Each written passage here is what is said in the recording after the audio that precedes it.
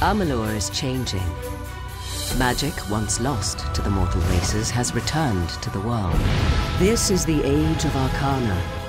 Order is giving way to chaos and destruction, and the Fate Weavers know that there are none in this world fated to save it. But hope lies in one who has already died, a hero who will embark on a quest to reshape the fate of the world. The legend begins in the Well of Souls, when gnomish scholar Fomerus Hughes finally succeeds in his attempts to restore life to the dead. The pursuit of immortality. You're the only proof of what we've achieved here. The hero's search for answers leads to the Fate Weaver Agarth, who sets the hero on a treacherous journey to discover the truth. Fate's weave is always hard to see, but your path is yours to determine. Along the path to find truth and meaning, the hero will encounter a number of factions that want to enlist the aid of the Fateless One. The hero may find it advantageous to join one or more of these factions, for they each possess unique knowledge that will help him on his journey. On the surface, the Travelers are a free-roaming society of entertainers and nomads living a carefree existence on the open road. Ain't no worries in Star Camp. Travelers are the way life should be for a bloke in these lands. However, they are from a lineage of the finest thieves that ever walked Amalur, and becoming one of the Travelers allows the hero to buy and sell stolen goods, as well as delve into the fine arts of stealth, crime, and subterfuge. I can part with the daggers for half of what I was asking. I'd rather not get on the bad side of the Travelers.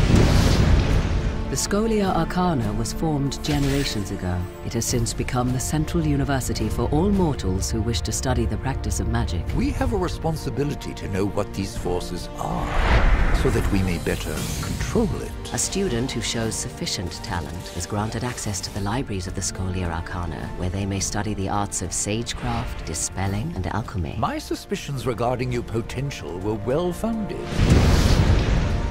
The once proud and noble warriors of the Warsworn are now known as the finest and fiercest hired swords in the Phalanx. A mercenary sells a sword without honor.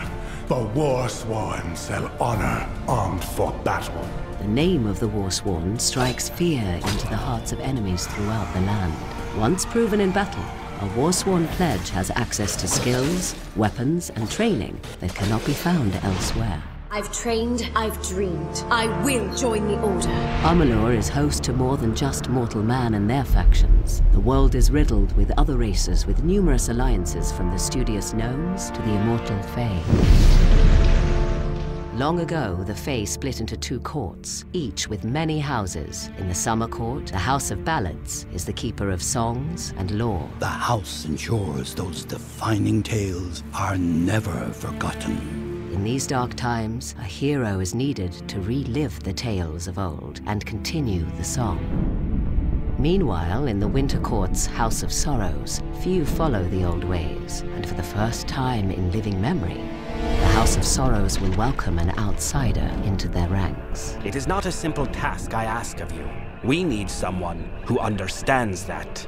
But even the immortal Fae are helpless against the forces that are rising in Amalur.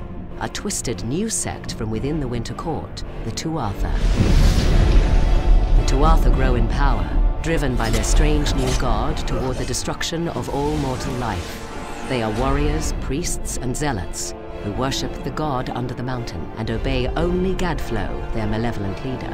For the first time in the history of the world, Fae have marched to war against the young races, and after a long decade of conflict, it seems that the Tuatha will emerge victorious. The rise of magic has upset the balance in Amalur, and the world teeters on the brink of chaos. Death has freed the hero from the bounds of fate, but there is a treacherous journey ahead for the Fateless One. With divided factions and warrior insurgents with their own agendas, the escalation of pure evil in the war-torn land will challenge and ultimately shape the hero's destiny.